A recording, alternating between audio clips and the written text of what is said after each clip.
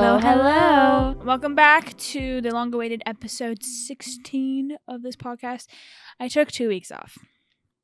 It was an accident the second time. First time, I took the week just to get used to school starting again. But we are officially in our third week of school. Fall semester. How are you feeling about that? Capstone year for me. I have to do a huge 20-page paper by the end of the I don't have a capstone, but I do have a senior project. So it's not as much writing, but probably equal amount of, in my opinion. Other people would probably disagree with that. I would agree. I feel like, because especially you're painting, right? So your project's going to be painting based, and I've seen you paint a bunch of your paintings and they take forever. So, and just writing takes forever. It's just a process, and it is what it is. Yeah, because we're seniors, if you cannot tell. Can you tell? That inside, That's what we are. We know what we're doing with our life. Yeah. So we have a lot of work to do this school year. I have 3 in-person classes that are all studios, so that means they are 3 hours long each. And then I have 2 online classes that is worth 6 hours of my week. I would say about 6 hours, because it's the same teacher for both of them, and she decides to have in total of both the classes, it's about 3 hours worth of, maybe more 2.5 hours of just lecture, and then there's on top of that multiple hours. I guess it changes every week, but multiple hours of extra content she wants us to watch. The one that's, I'm going on a little rant right now just because I'm frustrated about it. The class that's giving me the most amount of crap right now is forensic psychology. Okay? It's a complicated topic. I get that. I didn't know that I would have to watch the entirety of the trial. That's what it feels like. Maybe not the entirety of the trial, but the forensic part of the trial, which is hours worth of content. I watched at least probably almost 4 hours worth of that freaking trial of literally people just not agreeing with each other about science that I barely understand. And what's also crazy about it is it isn't even a part of her actual major. It's a part of her gen ed, because our school does this stupid thing called depth and discovery, which basically is you have to do another topic that isn't your major. So mine is I think equity, diversity, inclusivity, and hers is something with the mind or something. So we have to do classes that have nothing to do with our major. Thankfully, mine I can kind of equivalent with my major, because I picked diversity, equity, and inclusivity. So I can do women's studies, and I can do women in film, because I'm also a literature minor. So but hers has literally nothing to do with painting. I actually have no idea which depth and discovery thing I'm under, because whenever we first came to the school, because we transferred from our old school to this one, because our old one shut down due to poor choices. Not our poor choices, obviously. No, the school's poor choices. Whenever we first started signing up for classes, my advisor at the time, I have a new advisor now, he didn't tell me exactly what depth and discovery was. I just thought it was extracurricular type classes. So he literally told me, pick out whichever class you want to take that seems interesting to you. So I picked out a random class. I don't remember which one it was. I genuinely don't remember what the first one was. But it had to be some sort of psychology class, or something like that. And then I get told later on, because I wanted to take another class that was in a different section, because I didn't know you had to stay within your section for it to count. You can take other classes that are not in that section, but it won't count towards your depth and discovery. Yeah, because you need what? How many credits worth of depth and discovery? I think you need to take 3 classes, but there's specific requirements. One of them has to be a Win 2 class, and one of them has to be there's weird requirements with that, I think. But I think it's at least 3 classes in total. Mm-hmm. So you have to take like 3 of them that are in that the specific same category. Yeah. So since she picked like the psychology one, she had to stay in that thing unless she didn't want it to count, and then she'd have to start over, which would have been a waste of 3 credits. Yeah, a waste of time mainly. Like, okay, I get the credits, but it would just count towards an extracurricular or whatever, not towards the depth and discovery. All in all, it was a poorly educated decision because I didn't have the knowledge as to what it actually meant. And I had no idea what it even was until she figured it out when she started talking about it with her advisor. And I was like, oh, maybe I should start thinking about that because I have 1 year left. And I was already behind because my school didn't take my AP or my SUNY credits from a different school, from high school. So I had to pay for transcripts again. So I've had to pay for 5 rounds of transcripts for this school. Because I had to pay for my CAS transcripts this many times for them to get them. That's 3 for the audio listeners. Oh yeah, I forgot there was audio listeners. 3 times.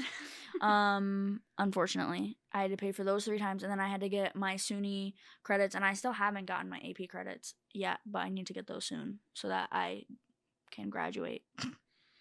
Yeah, the fact, like, whenever we transferred to the school, we were told, because it was through a teach out program, so we were told that we would be getting, like, all of our credits are going to transfer over. We're going to be paying the same amount as we were in the other school. We were going to be getting the same financial aid.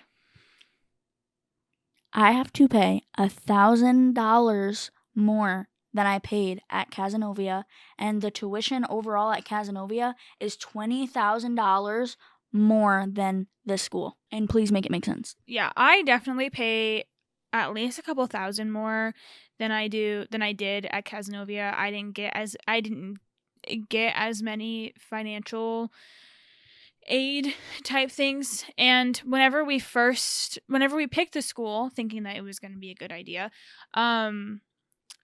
whenever, like, Because they lied. That's why we thought it was a good idea, because they lied. yeah, they lied. Whenever we started to do the Tredic, oh my god, the Krantz Tredic, the credit transfer. Dyslexia. Don't cut that out. The credit transfers, they took less than half of my credits, and I was like, no. They took a little bit over half of mine at first, and I kept arguing with them, and then they didn't.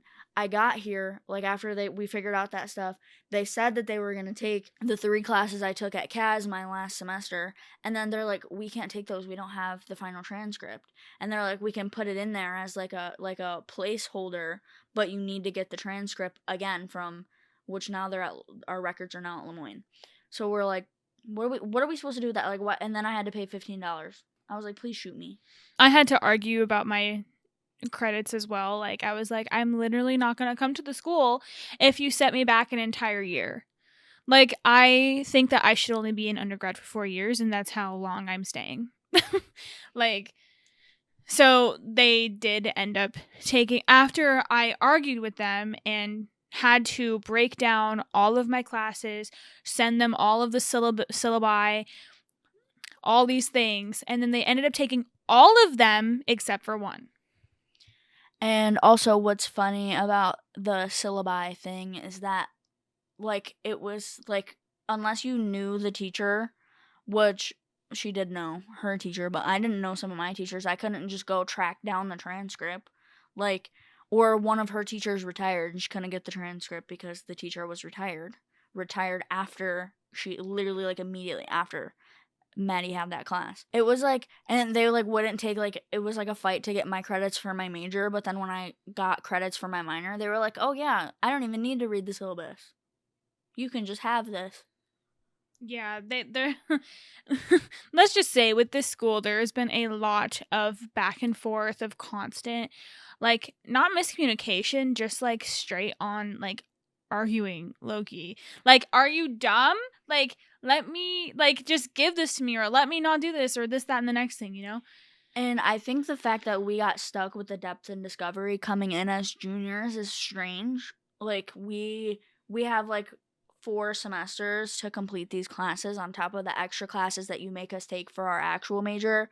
And we're missing like some gen eds because of some of our gen eds don't count as gen eds for you guys because they're transfer equivalencies, they count as electives instead. So like it's just this whole thing that is unnecessary. Mm-hmm. I had to take a biology class here to count towards my math and science. Even though in Casanova I was completely done with gen ed. Like I would have been completely done junior year. But whenever I went through my credit thing with my advisor, it was like, oh, you have one more math and science. I'm like, but I literally already... Because back in Casanova, psychology counted as a science. For some reason, it doesn't here, so I had to take biology. The reason that it doesn't count is because they want unnatural math or science. I had the same issue because I took psychology as my science as well. And they were like, well, that doesn't count. And I was like, well, I took math my freshman year. And they were like, well, you need another one. And they were like, so you can either take a math or a science. And so now I'm a senior in a freshman statistics class at Casanova. With my amount of credits that I had, I would have graduated a semester early. And now I'm potentially a semester behind if I don't get my butt in gear and get those stupid transcripts. Yeah, you should definitely do Which that. I will not be doing. I will be getting the transcripts. I will not be graduating a semester late. Oh, but say, yes, you're going to be getting the freaking transcripts. I will not be graduating a semester late. You're bugging. I will burn this whole school down. No, even like if I got held back another year because of that, I would go to a different school. I'm dropping out. I would do like Oswego online or something like that, Mm-hmm. Like I'm not staying at this school, and I feel so like we're totally bashing our school. We're not going to put the name of the school. If you want to figure it out, you can do some research. Because I'm sure we've said it in past podcasts, but I'm not going to say it just because. And because we're bashing it right now. I don't want them to sue us. Yeah. Because they're definitely going to find this. Yeah. Anyway, we had high hopes for this school. We toured it. We talked to the professors. We talked, to a bunch of people. We talked to, like, one of the head advisor people or something. We had, like, a sit-down meeting with her. Like, we did the steps. We were excited. We looked at the living quarters.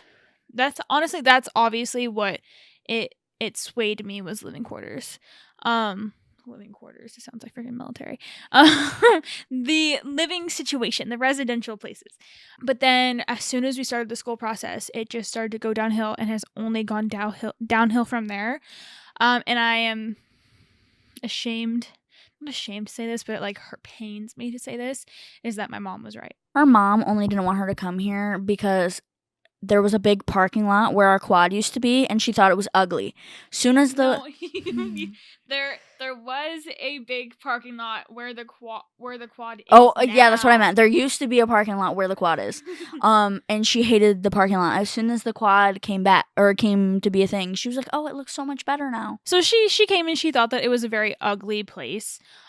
Mainly because the parking situation was just like there was so much parking, and now as soon as we start the school, now there's absolutely no parking because they completely obliterated an entire parking lot to put grass and walking space.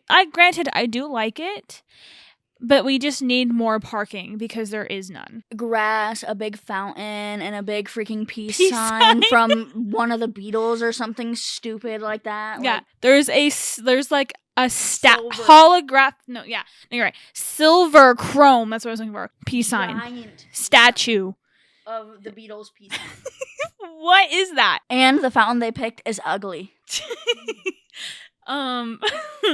Yeah. So my mom thought that it was ugly initially, but as time went on, she's like, I just don't like the school, like this, that, and the next thing, and still to this day she still says that because of all the issues that we've been having. One of the main issues for me is that they tricked me into thinking there was a painting major because this is so ridiculous. It's on their website. It's in their like list of majors that you can apply for. Painting. Tell me why I am the only painting major in the entire school.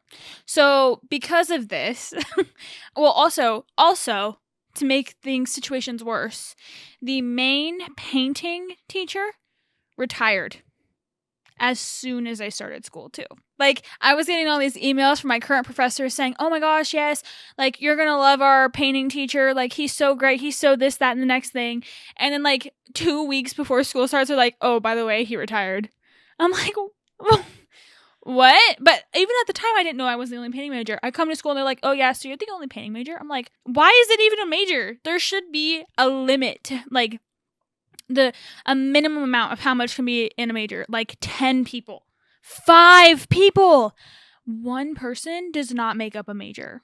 Whenever we graduate, I'm going to be the only painting major. What's strange to me about the whole situation too is like other schools in our area, like there's tons of articles from like our like cities, like news stuff saying that, oh, this school cut this many majors because there's not enough of them anymore.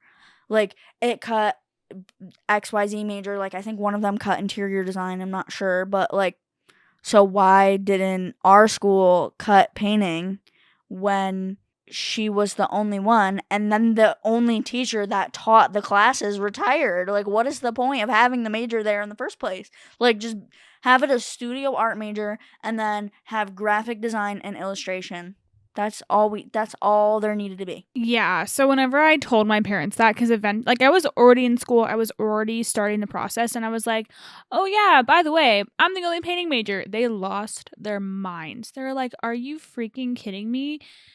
So since I'm the only painting major, you can't make up an entire class for 1 person. And since the school gravitates mainly around animation and graphic design, there are not enough people that are interested in taking painting classes. So, for example, the current situation that I'm in right now is I need to have an oil painting class to graduate. It's part of my list of things that I need to do. They are afraid that no one's going to sign up for that class. So, what it sounds like to me is that they're going to have to make it an independent study and literally just teach me and only me how to do oil painting. And like, I get integrated into other majors, senior things. Like, we have this thing called special projects, and it's like special projects graphic design, special projects illustration, special projects animation. Obviously there's no freaking painting because there barely is a major for freaking painting. So I got placed into special projects illustration, which illustration can be fine arts related. Like, you can do it with fine art materials. However, most people like to do it in like a graphic design, digital art type sense. So, like, I'm currently in a class with a bunch of graphic designers and a bunch of illustrators, because they also merge graphic designers into this class as well. And I'm the only one that's really working with actual, like, material, not a pen and an iPad. So, like, my teachers are like, well, we don't want you to feel singled out. That's why we put you in this class in the first place. Like, I'm going to feel singled out no matter what, because I'm the only one. I'm the only one. Like, no one else is going to, like, I have a whole separate paper just to myself in the, like, list of assignments. So there's that. And then the other thing that I'm having an issue with this school right now is health insurance. So, my health insurance was taken away from me before, taken away from my family, not just me, because my dad lost a job, whatever. Anyway, before school started, and we just didn't think about it that, oh, I need health insurance for school. So we didn't sign up for one. We assumed that my dad was going to get another job to have health insurance for before school started. That didn't end up happening. So now I'm having an issue with the school because they're like, you have to have health insurance. Okay, granted, whatever, in case I accidentally like almost die. But I'm not an athletic person. I'm not in the athletic teams. I don't even work out on campus. She doesn't. She barely leaves the house. I only go to the house for work, and like, if I'm gonna get injured, it's gonna be in a freaking car wreck. Like, That's the most likely chance I'm going to get injured, and it won't be because of the school. So therefore, the school will have to deal with it, you know? So obviously I need health insurance. Also, I'm an asthmatic. Winter season's coming up, and it's a bad time of the year for me. So I need to have insurance regardless. However, the school health insurance is like stupid expensive for someone that's broke. And then having to pay them, you can pay it in, what's it called? Increments. You can pay it in increments. But since I missed the first 2 increments, the rest of them for this semester alone was almost $1,000 each. So I signed up for the state health insurance in my own name because I don't make a whole lot a year, so I'm going to get the best health insurance that way. But my membership won't start till October. So it's September as of right now. I have 14 more days. 14 days until my membership, until my being a member of the state insurance is activated. So I have this 14-day limbo. And I tell my school that, okay, I'm not paying for the school health insurance. I'm getting my own freaking health insurance, so I'm not going to pay for your stuff, so just wait. They're like, actually, you still need to be covered for the month of September. So you need to pay, $237 just for 14 days. For special circumstance fee. That's what they called it. I don't think that's exactly what they called it, but it was practically that. It was like qualified something. So special circumstances fee. That's pretty much what it is. Like, I told them that my situation, I wasn't expecting to do this. I didn't save up for it. My family doesn't have the money to pay for your school things now. And I can't help that the New York State's not going to freaking put me in their thing for another 15 days. I don't want to pay almost $250 to be under your health insurance for 14 days. And the thing is even if I wanted to pay it now, I can't, because they haven't sent me a way to pay for it. They have to send me a certain link for the qualified special circumstances thing. They haven't done it yet. So by the time that I do it, it's going to be 10 days. And at that point, there is no point. I'm going to lose my mind. My biggest grievance with this school at the moment is the Wi-Fi. I have to sit at school all day because they don't have shuttles from 12:30 to 4. So stupid. 4:15. Most active part of someone's day. They have no shuttles. Usually classes end for somebody between noon and 4.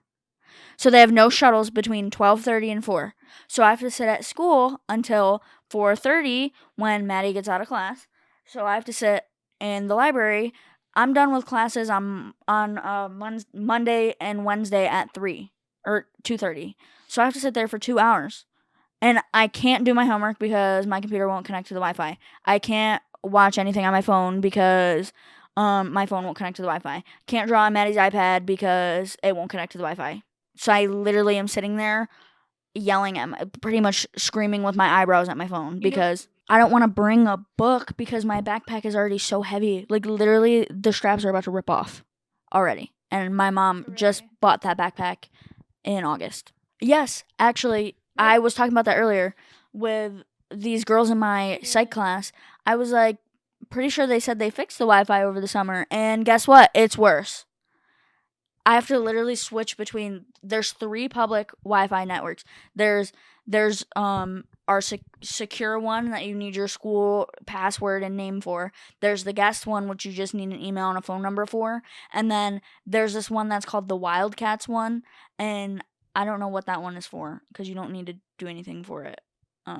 It just connects. But I literally have to switch between the 3 of them, and I can only get the Wildcats one on the iPad. I can't get it on my computer or my phone. I've only ever seen it on your iPad. That's really weird. And it only works. It's a secret one. for iPads, I guess, and that's the only one that will work on your iPad. Today I got the secure one to work on your iPad, but it's like, why am I paying to go here?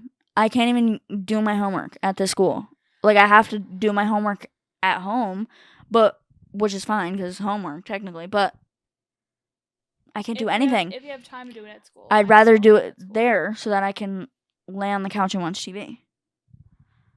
But that's my biggest issue, and the shuttle schedule is absolutely ridiculous. I had to get a teacher to complain for them to even change the shuttle schedule to 12:30, because originally the bus schedule was after 12:10, or at 12:10 the last bus would leave the school.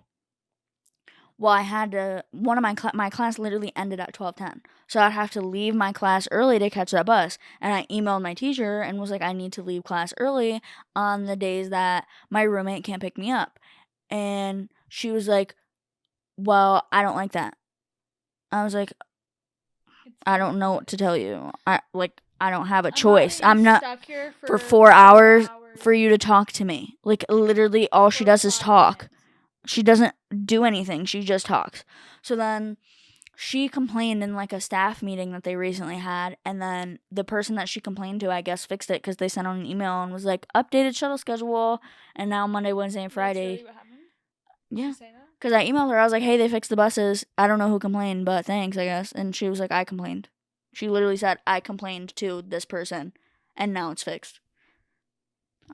See, I said that it would be better if it came from a teacher than from a student. She said nothing.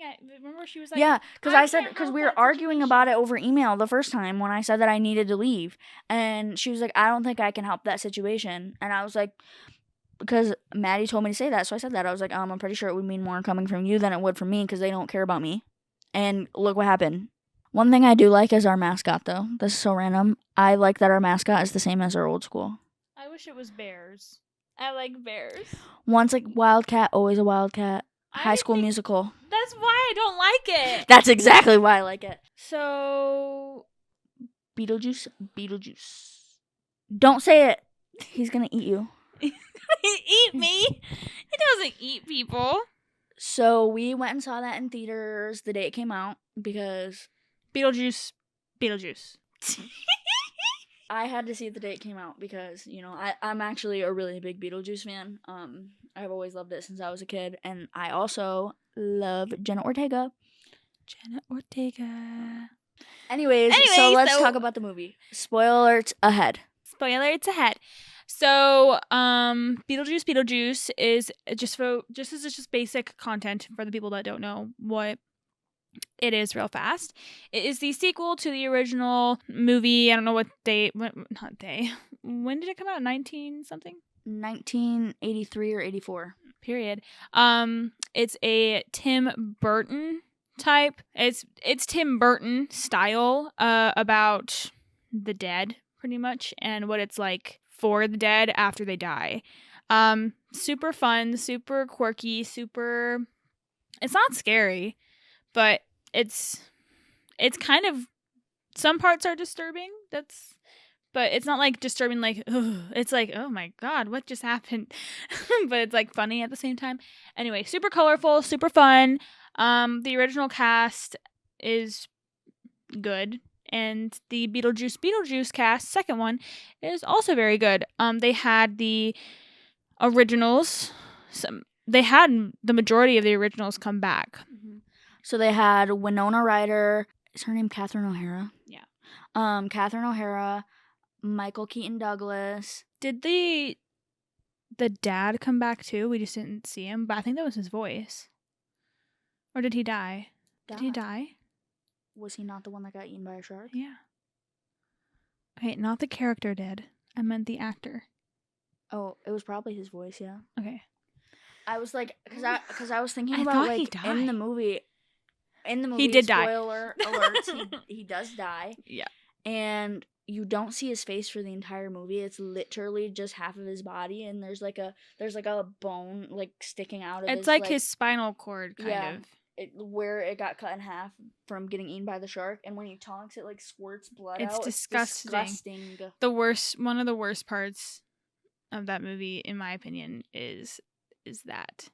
Why couldn't he have just, like, drowned or something? Yeah. Like, even general... You know, they probably did that. I think we need to fact check this. We will. I will after. If the actual actor died, that makes sense to me because then you don't see his face and you can mimic a voice. You know, you can AI generate a voice. Like they did that for Plutarch Heavensby in the what's those Mockingjay Part 1 and 2. Yeah, because he died, and then they brought him back from the dead. But yeah, anyway, so the second movie is about, what's her name in the movie? Lydia, the main girl in the first movie, is about her and her daughter, and how they have, like, not a great relationship with each other. Lydia is, like, kind of famous, and her daughter thinks that she doesn't care about her and only cares about ghosts. And Astrid is the daughter's name. Is all emo and stuff because her dad died, or so they assume, which he did end up dying, in like the Amazon or something like that. He died. Yeah, it was a boat accident. I don't know if it was specifically the Amazon, but it was a boat accident, and then you find out later he was eaten by piranhas because they literally had him like stuck to his face. It was actually kind of disturbing and kind of cool at the same time, I feel like. But they go back to the original town in the first movie since Lydia's dad dies. Yeah, because the dad gets eaten by a shark. So they come for his funeral, and then there kind of everything unfolds. And with Beetlejuice, he's still kicking in the afterlife. And his ex-wife is crazy. His ex-wife, for like a total of maybe 30 minutes, comes back from the dead, kills Danny DeVito, and then tries to come back and take Beetlejuice's soul. There was another like kind of subplot with just Astrid where she meets this boy. They have really good chemistry. He seems really nice, and then she finds out that he's dead. He is a ghost, and she's the only one that can see him as a living person. He then tells her that there's a way that he can come back from the dead, and then they can be together, and he can live a life again because his life was like his death was an accident or whatever. So he says, and then we find out later he also manipulates her into doing it because he mentions her dad and is like, if you come with me, you can see your dad. Yeah. So she's like, obviously, yeah, I want to go see my dad, and sure, I want to help you, I guess, even though I've known you for an entire day. And then we find out later that this boy, he's actually been dead for like 20 years. It was a serial. No, I don't think he would be considered a serial killer after 2. He's a murderer. He killed his parents and then accidentally killed himself. And he wanted to pretty much trade Astrid's soul for him to live again. And then her dad got in the way, and then Beetlejuice sent him to hell. And then Lydia had to marry Beetlejuice because for him to help her, he gave her the condition that she had to marry him. If I help you save your daughter, you have to marry me. Yeah. And then they get stopped by the ex-wife, and then Delia dies. And there's also a bunch of cops with Willem Dafoe. Oh my god. Willem Dafoe's character is so funny. Yeah, and they're trying to get Beetlejuice and the ex-wife, but then they end up getting frozen, and then the sandworm eats the ex-wife. The sandworm eats Beetlejuice's ex-wife and Lydia's weird fiance, who doesn't actually like her and likes to prey on emotional women. For a cash grab. But yeah, so that's pretty much the entire movie. At the end, Lydia and Astrid kind of are like They good, but the reconcile, ending kind was of. really weird. Do you remember the ending? It was a dream. Oh my god. Literally, it ends with Lydia having a dream about Astrid kind of living her life, like going out of country and visiting the world, and then meeting her future husband and getting married, then getting pregnant, and then birthing This baby Beetlejuice. literally demon. People have been comparing the baby Beetlejuice to Renesmee from Twilight. Yo, that's so crazy because that's low-key so true. I don't think that the plot with Beetlejuice's ex-wife had like any sort of like merit to it. There wasn't like a real conclusion to it. And justice for Bob. Yeah. She literally stole Bob's soul for no reason. She actually didn't capture him. Willem Dafoe did and was interrogating him. Oh, right. And then she showed up, and then she just, I don't know how she just randomly just appeared everywhere and then just kept on sucking people's souls for no reason.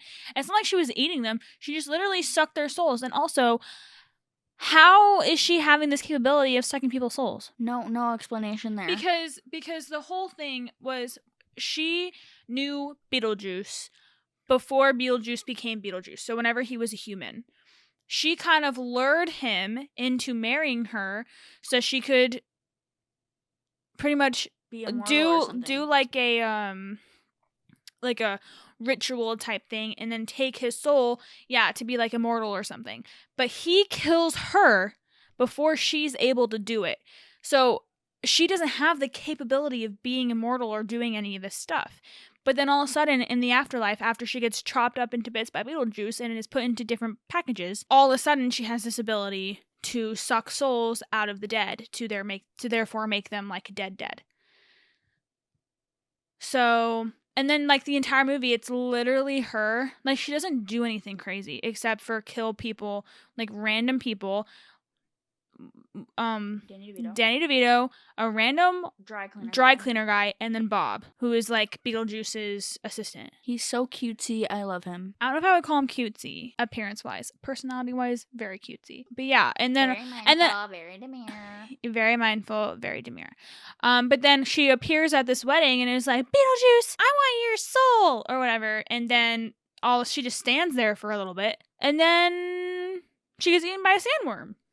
That's literally it. Like nothing else happens. There's no combat that I remember with her. Like literally as soon as the police officers arrive, Beetlejuice snaps them into a freezing position. So there's not even combat with the police officers besides them breaking into the chapel. It was just pointless. And Willem Dafoe wasn't even a real police officer. Like he was an actor that was assigned to be a police officer in the afterlife. Yeah, so like he didn't know what he was doing. Yeah, he died doing like a stunt. Yeah. In the real world. Yeah, I feel like I liked the whole Willem Dafoe thing. I thought that was funny. I feel like they could have gone about including the police force and Beetlejuice without having to add the ex-wife thing. Just because, one, it just was kind of pointless, and two, I only think they included her to have someone that looks like a villain be on the posters. Because the actual villain, in my opinion, is the kid that was luring Astrid. But he's not creepy looking. He's not creepy, he just looks like a normal boy. He looks like a normal, really dorky looking teenager, in my opinion. He's not even that, like, cute, attractive. He's just very average looking. So, in my opinion, he was the real villain. I get that they're not trying to make him look like a villain so that doesn't spoil it, but still. I don't know. I just feel like they could have done something different with that. And they also wanted another hot lady, because now all of TikTok is simping over this lady. And it's like, she's so hot. I would let her catch me. Like, whatever. Dragged. Jenna Ortega is right there. So real. But besides that, like, one thing, the movie was really fun. I've seen a lot of people rate it like 3 to 4 stars, and I'm sure it's because of that. Like, it was very chaotic. And there were elements of it that didn't make any sense to like the plot line. Overall, it was very fun, very Tim Burton-y, and it was overall a good movie. It was just a little bit lacking in the storyline part. Yeah, it was fun. It was very entertaining. It had me laughing, and I thought it was sweet when she reunited with her dad for a little bit, and how he helped her out and everything, and so I just thought it was like overall like an entertaining movie, and I really like Bob, so rip to him. But yeah, I think it was a good movie. We also saw recently Speak No Evil, which we don't have to go into like super detail about. It was just really good. Like I really recommend it. Like I would give it 9 out of 10 for real. If you like kind of like not survival necessarily, but like psychological thrillers where they're put into a situation and something weird's going on, but they end up having to like pretty much kill their way out of the situation or like punch their way out of the situation, whatever. It's really good. And if you like James McAvoy as an actor, I definitely recommend, because his range is crazy. He is so good. He's so good, and he played that character so well, and he was looking kind of good. Like he was, his like rugged, yeah, his like rugged, attractive, like with the beard and stuff. And I liked him in that movie. Yeah, he gets red very easily. Like as soon as he gets into like that zone of like anger, he immediately starts blotching up. His entire body just gets bright red. But I think that what made it feel so like real is like he's so red. He's like mad. You can like tell that he is actually angry, even though he's just acting. I don't know how he does that. Like how do you? It's so impressive. How do you just get that angry? He does it, and he did it throughout the entire movie too, which it was like eerie anger. I think the lady who played his wife was really pretty. I don't really have anything to say about her acting per se, but she was very just like, I mean, her character was just kind of mousy in general.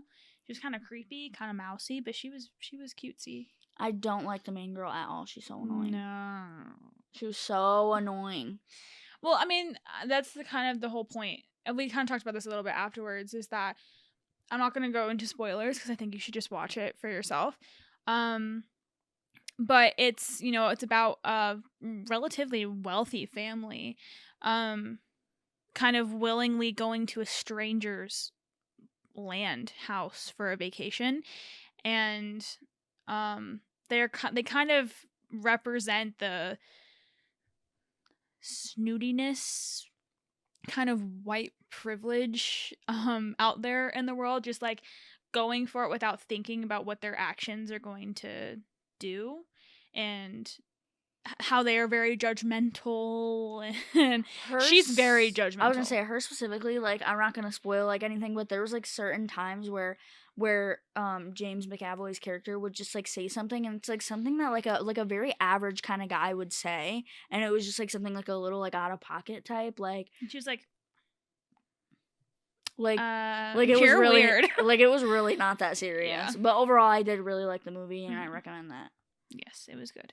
We also recently saw, what is that movie called? I'm not gonna talk about it because it's graphic, but I'm just Blink Twice. We did watch Blink Twice. It's also another kind of psychological thriller. That one is a hard to watch movie just in general because it's very graphic whenever it comes to like sexual assault and stuff. It was like it's a trippy. Hard watch for me. It's weird. It's really confusing for a while, and then it makes sense. All of a sudden, you're like, "This is sick. And this is crazy." Sick. And the end made me so angry. So angry. Like you need to watch. Like I don't say you need to watch it, but like, because it's a good movie, but it's also like watch it with caution. But if you do watch it, the ending. I also don't like the main girl in that movie either. No. What's up with all these freaking main girls? Why is it that the main girl... It's an epidemic. No, I need to talk about this, actually. It's an epidemic of main girls. I'm serious. It's like every single time that there's like the main character is a girl, unfortunately, and a lot of the time this stuff is written by men, although I'm pretty sure this one was written by a woman, or at least directed by a woman. I don't know if... Did Zoe Kravitz... Did she write it, though? Because a lot of the time, especially if it's written by a man, the main girl in the show is like insufferable. Like every time there's like a main girl, it's the most insufferable. Even in like kids shows like Victorious, Tori is the most obnoxious, annoying, stuck-up character. Clark Griffin in the 100, annoying, obnoxious, don't like her, get her off my screen. Like it's an epidemic. It's so unfortunate. Even in stuff like The Walking Dead, where it's like not even like a main character, it's like she's like a supporting character. Lori, I'm rewatching The Walking Dead right now. Lori, Rick's wife, is the most annoying person on the face of the planet. If you haven't watched it, spoiler alerts ahead. And Rory from Gilmore Girls. Oh my god, I had to stop watching that show because of her. So Lori from The Walking Dead. If you haven't seen it, spoilers ahead. From seasons 1 to 3, that's when she's alive because she does die. She is playing Rick, which is her husband. They have a son, Carl. And then as soon as she thinks that Rick dies, like literally as soon as she thinks he dies, she goes and sleeps with his best friend. Like immediately. And then is having this best friend play daddy to her son. And then Rick comes back, and then all of a sudden she's right back in Rick's bed. They immediately get down and dirty. Which, first of all, why are you getting down and dirty when there's no water to clean yourself? But I digress on that. And then Shane is rightfully so upset. He's like, what are we now? And she's like, I have a son, I have a husband. Like, and then Shane starts going crazy. And no, right before Shane dies, actually, he's going crazy, and she's like, like, I'm sorry for the way I treated you, and you never deserved that. And it starts being all nice to him, and is telling him that her baby could be his, and like, obviously her baby could be his. But when I was little, because I watched it when I was younger, I didn't really, all that stuff didn't click. But rewatching it as an adult, anyways. Okay, so final thing we're going to briefly talk about because my phone is about to die. VMAs happened. Yes, like I didn't get to watch all of them because I had a stupid night class, but I watched it. It was fun. It was entertaining. I know Katy Perry is under some heat right now, but I did enjoy her performance quite a bit because I am nostalgic for Katy Perry. So did Taylor Swift, apparently. What? There's a bunch of videos circulating of Taylor Swift watching her performance, and everybody's saying that she's having like gay panic. I think she was just surprised as to what Katy Perry did in that show. But Sabrina Carpenter won an award. Taylor Swift won 2 awards. She won 4 awards. She is officially now the most awarded VMAs artist in history. And then Chappell Roan won Best New Artist. Yeah, I knew it. If she didn't win, it would literally be like, this is totally biased and wrong. Yeah, because the VMAs is mainly fan votes. So like a lot of the categories, personally, because I vote on the VMAs and stuff, I personally do it based on the category, like what fits the category the best. So for example, Song of the Year, I voted Not Like Us by Kendrick Lamar because I think that it was a very impactful song for people, and it's very popular. It's very well loved. I do think Espresso deserved it more than Fortnite, so I'm glad that Espresso got it. But, a lot of people don't vote like that. They just vote for their favorites. So that's why Taylor Swift won stuff like Song of the Summer for Fortnite. Who's bopping Fortnite? Nobody. Yeah, Fortnite's not great. Fortnite is a flop. Yeah. Capital FLOP flop. Yeah. Other people won too. Orlando Bloom was there. Did Billie Eilish end up winning any of her stuff? I don't think so. Boo. Well, she might have, but it wasn't like one of the big announcements. Yeah. But yeah, it was good. It was relatively entertaining. I love Chappell's outfit, and her performance was also very entertaining. So was Sabrina's. It was really kooky. The difference between Sabrina and freaking Chappell's performances were like night and freaking day. I really liked, because I ended up watching them on YouTube afterwards. I really liked Chappell's performance, and it reminded me, a magazine ended up posting the performance and was like Chappell Roan of Arc. And as soon as I saw like even just a photo of what she did on stage, I was like, oh, she's totally referencing Joan of Arc. That's so cool. Because I always had a fascination with her when I was little. Yeah. Okay, so my phone's probably has like 2% right now. So we're going to end this. Follow us on social media. I am Mad Rose Pie on everything. YouTube for the video version of this podcast, Instagram, TikTok, and I am also a Dandelion Days on Pinterest. I will link all of Heaven's stuff in the description down below. And I might be changing my weekly updates from just sometime during the week rather than Wednesday. So I'll keep you updated on that. But yeah. Follow me on Instagram for updates. I love you guys and see you next week. Bye, y'all. Bye. Sorry. Ugh.